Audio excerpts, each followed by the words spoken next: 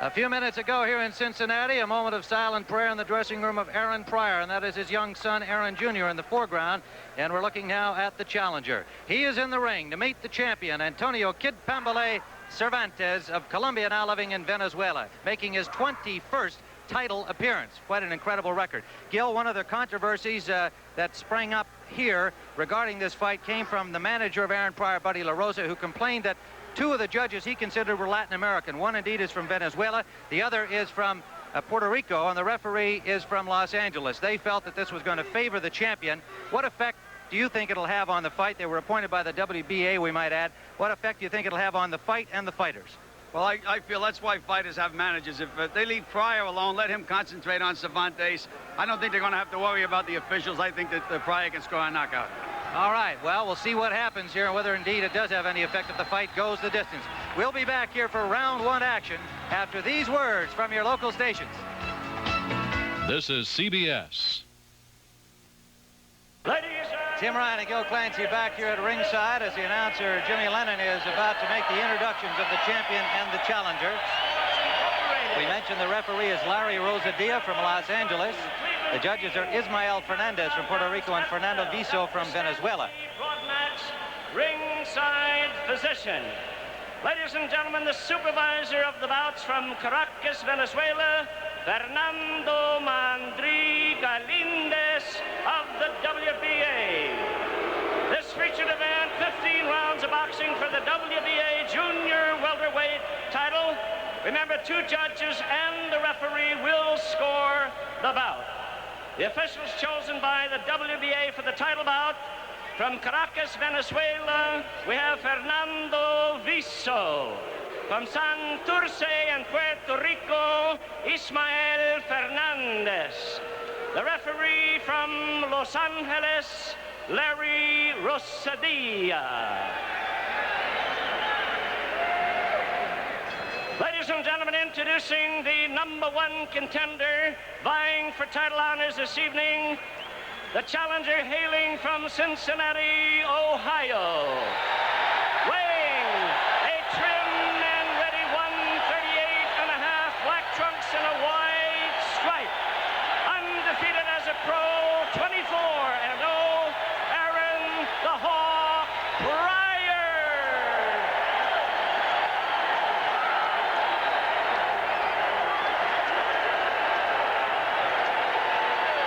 Ladies and gentlemen, his opponent really needing no introduction, the great defending champion from Barranquilla in Colombia. A trim and ready 139.25 with white trunks and a black stripe.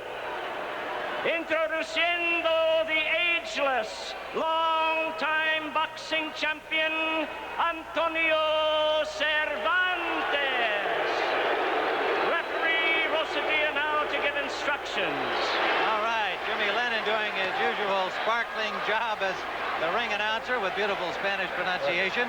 Pryor weighed in at 138.5, Cervantes at 139.25. The limit for junior welterweights, 140 pounds. Just want to remind you one thing. When you're tied up in a clinch, I'm going to say one word, that's break, and that means stop punching, let go, and take a step back. Cuando digo break, quiero decir que suelte y se separe, I want a good, clean fight, una limpia pelea. Buena suerte, shake hands.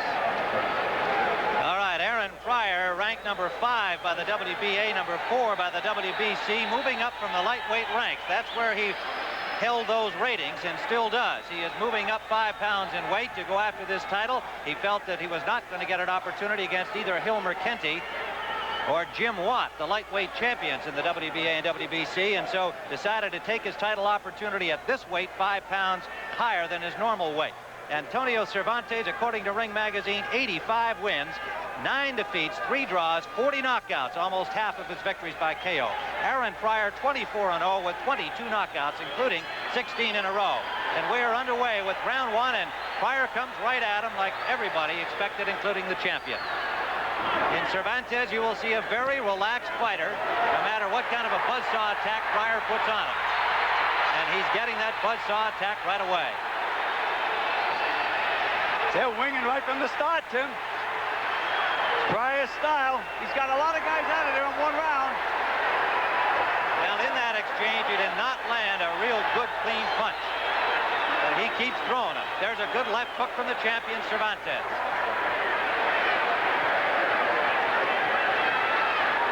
Right hand lead from Pryor, landed to the chin of Cervantes. And Gil, I guess the question would be, can young Pryor keep up a pace like this? I don't think anybody could keep up this kind of pace, and I noticed that Cervantes has been very cool with this opening hurricane attack. It hasn't phased him a bit. Pryor is 25 years of age. Cervantes, well, nobody's really sure. He's listed at 34. He could be 40 years of age.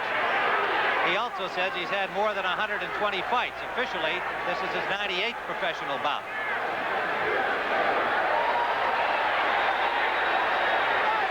Aaron Pryor in black, the champion in white. They're both throwing bombs, Tim. Both looking for an early KO. Kid Pambele. Why is he called that? Well, an uncle had a fighter he liked in Nicaragua that he had followed. His name was Kid Pambele, less distinguished in his career than Cervantes, but that's how he got the nickname. It does not mean anything. It is indeed just a nickname. Tim, we noticed in the preliminaries that the canvas was very, very slippery, and Pryor has the kind of shoes that it should help him. He has the rubber soles, where Cervantes may be slipping with those leather soles. Let's see as the fight progresses. All right, Gil Clancy with Tim Ryan ringside, live on the Sports Spectacular. We'll be going to Talladega, Alabama today, back to Detroit, where Dick Stockton and Angelo Dundee are preparing to view tonight's Hearns-Cuevas Welterweight Championship fight. Less than a minute to go in round number 1. Okay, Frank, step back, please. A busy Aaron Pryor doing what everyone expected thus far. Champion showing that he is hard to hit. He's taken a couple of licks, however.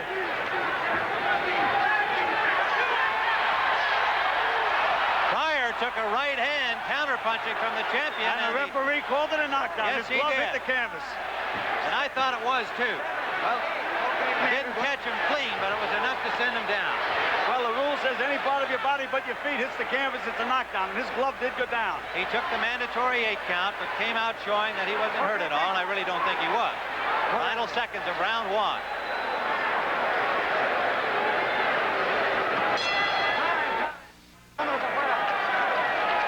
In Aaron Pryor's corner, the venerable Freddie Brown, working as the cut man today, wearing his familiar green sweater, the man who had a lot to do with Roberto Duran's success.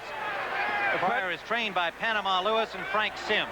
Freddie's not only working as a cut man, I saw him talking to Aaron between rounds, which means he's taking over the strategy as well. Well, he was getting strategy from 3 of them during that first break. Well, it'll be interesting to see how that develops. Well, they say that too many cooks spoil the broth. In this case, I counted 5 cooks in Aaron's corner. The champion is managed by Ramiro Machado, who is in his corner, and trained by Melquiades Sanz from Venezuela. This is round 2, scheduled for 15, a 140-pound championship of the WBA. Aaron Pryor in black, Cervantes in white. He just joined us. Cervantes set Pryor to the canvas with a right hand to the chin that did not hurt him, but had enough force to send him down. See that upper body strength of Pryor? He just shrugged Cervantes off him that time. Cervantes about 5'9". They call him 5'11", but we've been checking him out pretty closely this week in training, and my guess would be that he's about 5'9". Pryor stands 5'6". Against the sharpshooter such as Cervantes, Pryor is coming in wide open. He just paid for it on that last exchange, Gil, with a left hand from the champion. When he punches, he sticks his chin up in the air. That can be fatal any time in a fight. The legendary Kid Pambele has 40 knockouts and 85 professional victories. Pryor, the man who lost 2 close fights in the Olympic trials to Howard Davis a few years back, has a bunch of wins over the now champion Hilmer Penty, and also beat Thomas Hearns, the man who fights tonight in Detroit for the championship against Pepino Cuevas for the welterweight division, WBA. Under a minute to go in round number 2.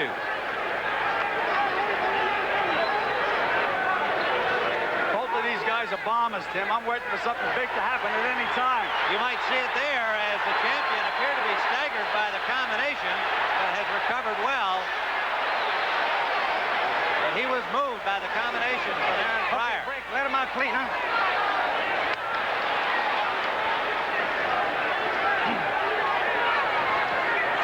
pace in the early going. Under 30 seconds remaining, round 2.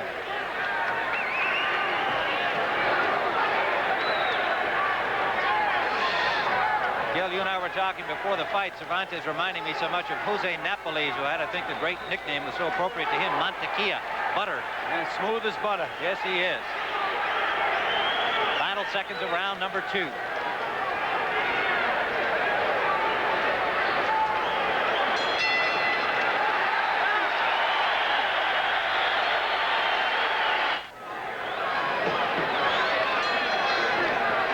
Gil Clancy live from Cincinnati, Ohio, the Riverfront Coliseum. Round 3 scheduled for 15. Aaron Pryor, the challenger, in black. The champion, Kid Pambele Cervantes, in white.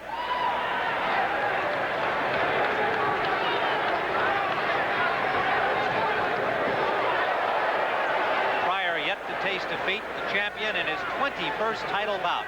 He's won 18 and lost twice in championship action, losing to Wilfredo Benitez.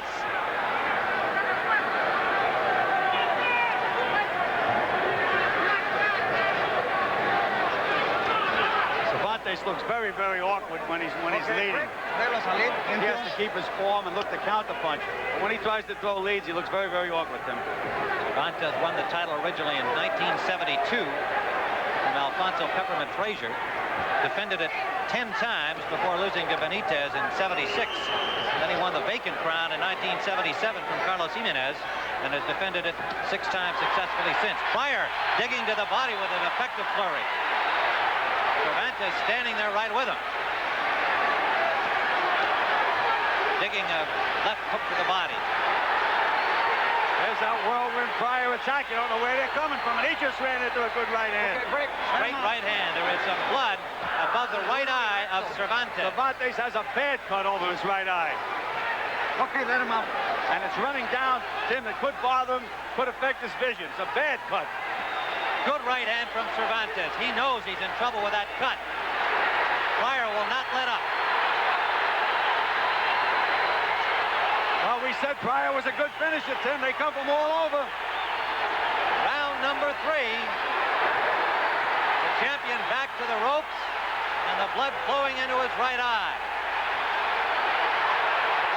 Pryor keeping relentless pressure on, but takes another right hand. Cervantes has not been able to hurt him since that. Well, he didn't even hurt him on the knockdown punch. Then nobody could keep up this pace for 15 rounds. This fight definitely is going to end in a knockout. I'm going right out on a limb. Under a minute to go in round 3, Gil. A lot of blood from the eye of Cervantes. The cut appears to be above the right eye, and it's running into the eye. It's a bad cut. Cervantes finally tying Pryor up. First time he's done that here, despite being in so much trouble. Under 30 seconds to go, round 3.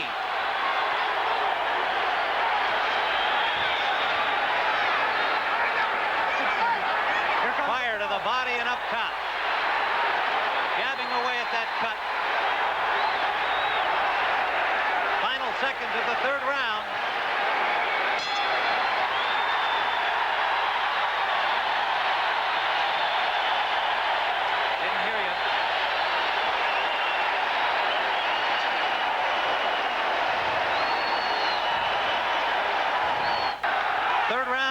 With Pryor on the attack, there's a right hand, and that punch opened the cut over the right eye, the upper corner of the right eyebrow, the champion Cervantes.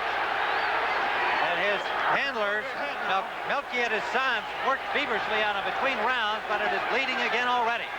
Tim, it's a bad cut, and the referee did not go over to check the cut, nor did he call the doctor. And I guess he feels this is a championship fight. You've got to give the champion every chance. The referee is Larry Rosadilla from Los Angeles.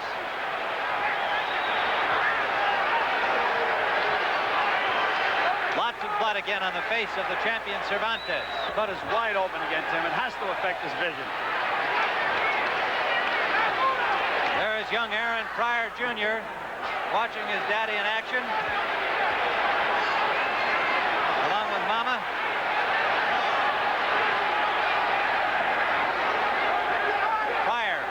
Forcing the issue as he has since the opening bell. The counter-punching Cervantes has landed extended some, but has not been able to stop Pryor or slow him down at all, despite the knockdown in the first round. Good counter-punching right hand landed from Cervantes, but Pryor just right back with pressure. Just seems to brush them off, Tim, and he's changing his direction as he moves in, and that's confusing Cervantes. He's also jabbing pretty well for a guy that's considered a slugger. He's getting to that cut, and he landed a good combination. I told you, Pryor's a good finisher, Tim. He's got him down. Good finisher. A good punch. Tremendous right hand. Looked like an uppercut that sent the champion to the canvas, and he's trying to shake the cobwebs. He might not make it up. He does not. It's all over. There is a new junior welterweight champion, the hometown hero, Aaron Pryor, with a 4th round knockout of the Latin legend Kid Pambele Cervantes in his 21st title fight. And there is bedlam in the Riverfront Coliseum. They have their first champion since 1955, when the lightweight Wallace Bud Smith was the local hero, and 5 years prior to that, heavyweight Edward Charles. It's been a long time between drinks for fight fans in Cincinnati, and Aaron Pryor has brought them a title. Well, he had himself tremendously psyched for this fight, and he was also able to come out and do the job physically. They had the championship belt in there. As you can see, there's chaos in the ring, but Pryor has the belt. A brand new belt that was prepared for this fight. And Aaron Pryor will wear it with great pride here in Cincinnati, where a crowd of about 10,000 is just going bananas. It's a hot, hot day in Cincinnati, and yet these people came indoors to the air-conditioned Riverfront Coliseum hoping to see a new Cincinnati champion. And they have one in 25-year-old Aaron Pryor, who moved up from the lightweight ranks to get this title shot, an optional defense for the champion Cervantes.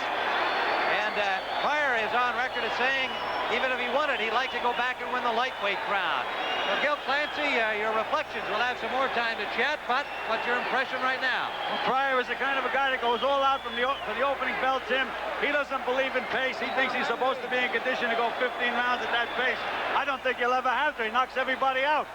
Okay, Gil. Well, we'll be back here to chat with a happy champion in just a moment.